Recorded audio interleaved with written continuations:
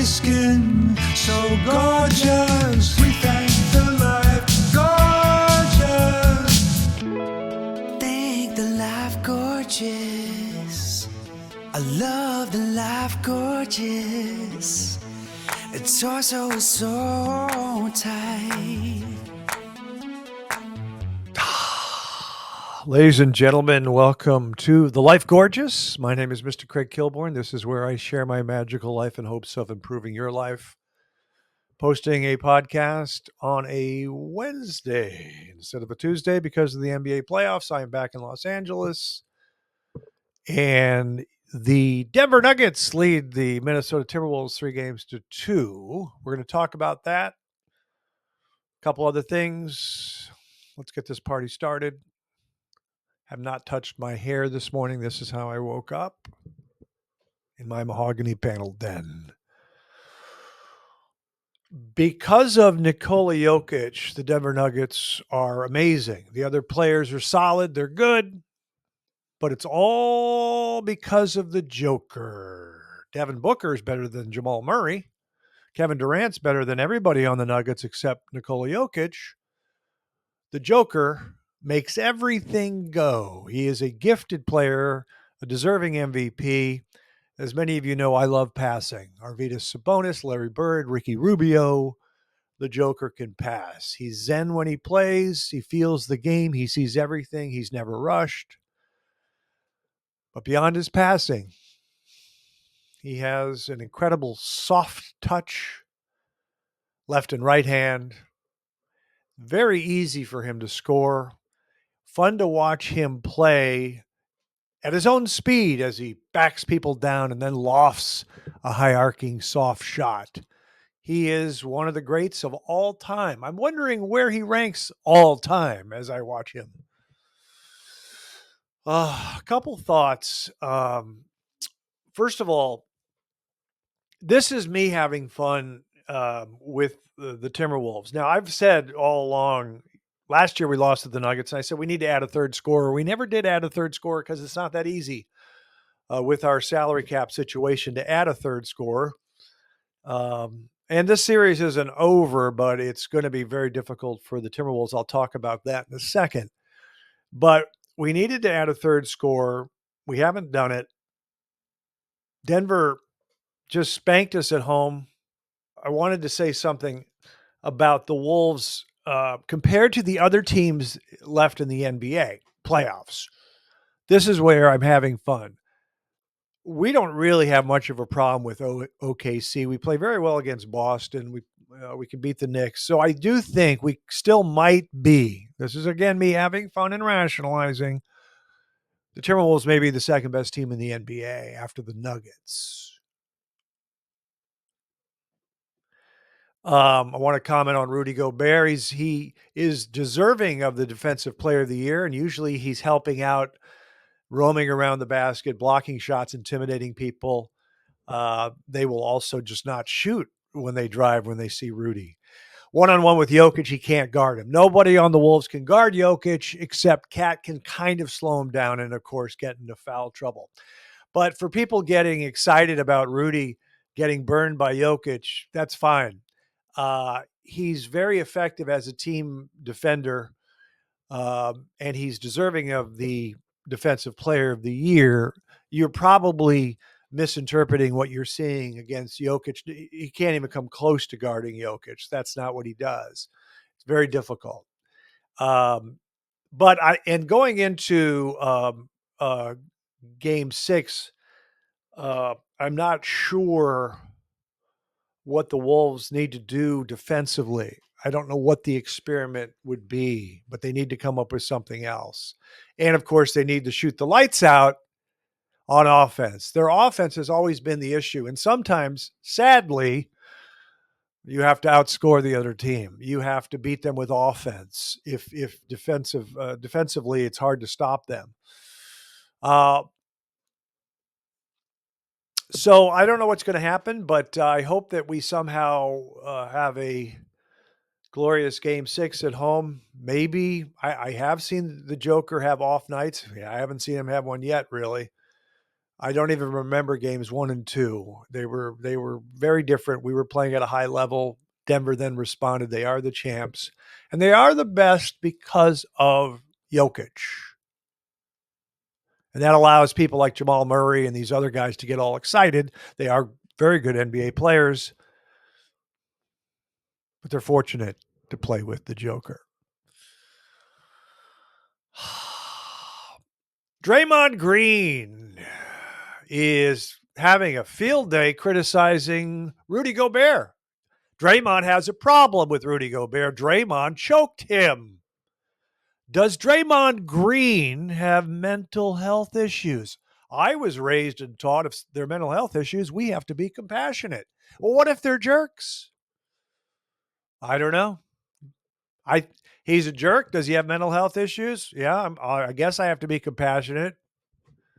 But Turner Sports, TNT, has hired him, and now he has this huge platform to mock Rudy Gobert. Draymond, you're not a leader. It's one of my favorite things to say. You're undisciplined. You have a line drive jump shot. Rudy is Defensive Player of the Year, and you're not. Jokic would eat you alive. And I could call up my friends at Turner Sports and say, let me go on Turner Sports and mock Draymond Green. Anyway, it's a joke. And that's the way life is. I love that. I love that Rudy gets under their skin. Is it because he's French? Is it because he's not polished offensively? The Joker is amazing, and Draymond Green couldn't guard him. Ant is the second best player in the series, but he needs help. It's unfortunate that we couldn't win at home when he scored 44. It's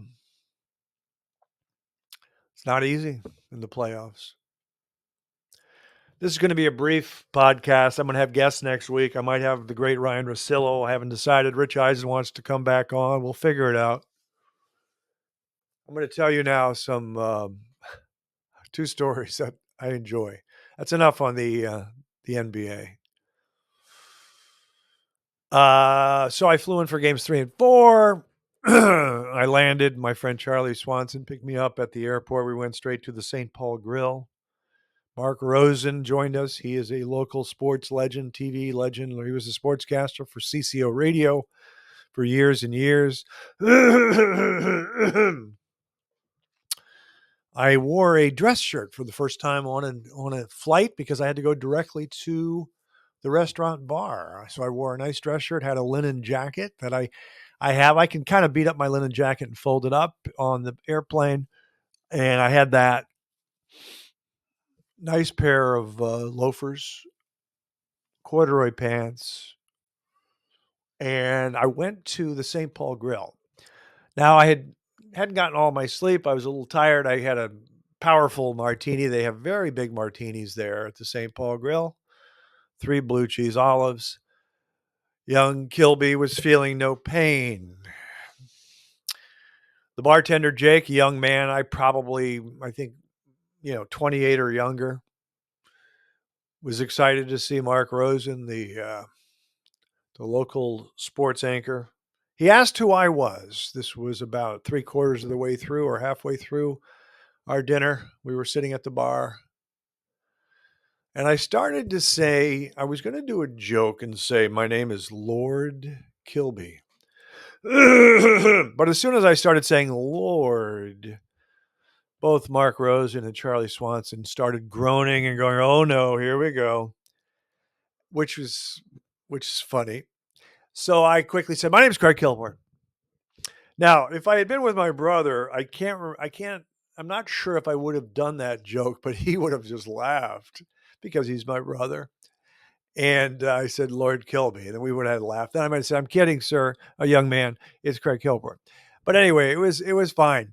But as soon as Charlie and Mark started groaning, it reminded me of a story from ESPN that I'm going to tell you now. This is when I started out at ESPN.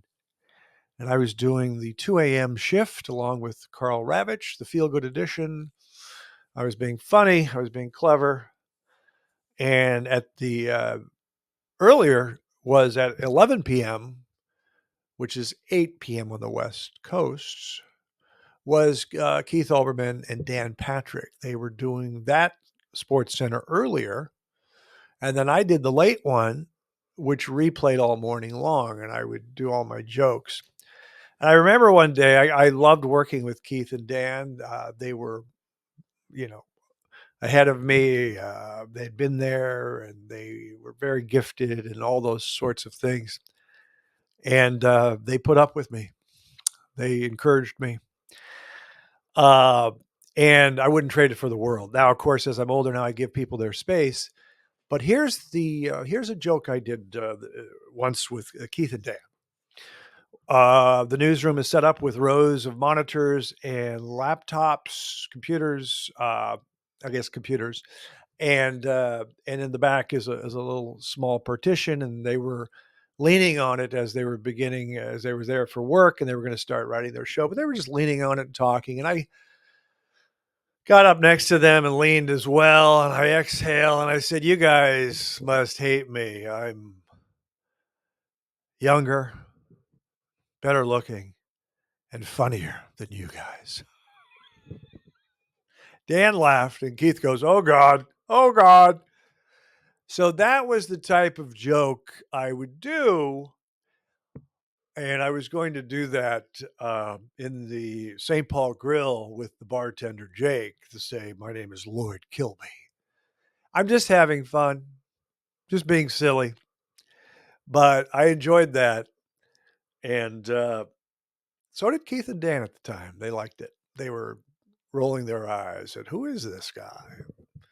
Anyway, I hope you enjoyed that. Now I cleanse. I might have to take the Eurovan on a trip with Princess Cherry.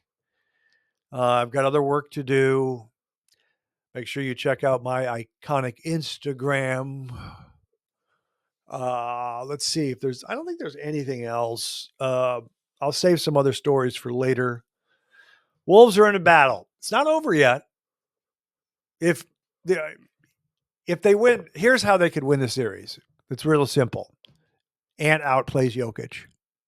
And the supporting cast for the Wolves, Karl Anthony Towns, Mike Conley, who didn't play last night, everybody else has to contribute. It's going to be very difficult. It's bothersome that they can't win at home. Really bothersome that the Wolves can't win at home.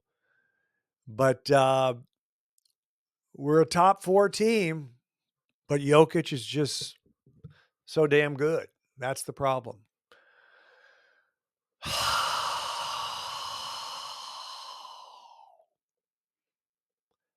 Younger, better looking, funnier. It's a smart ass. I don't talk that way anymore. It's called evolving. I've grown. I've improved. I don't talk that way anymore. That was just a young whippersnapper. Now I'm, say it with me, the humble servant. Ha ha. That's our show. We'll see you next time. Remember, young people, I'm proud of you. I love the life gorgeous. Its torso is so tight.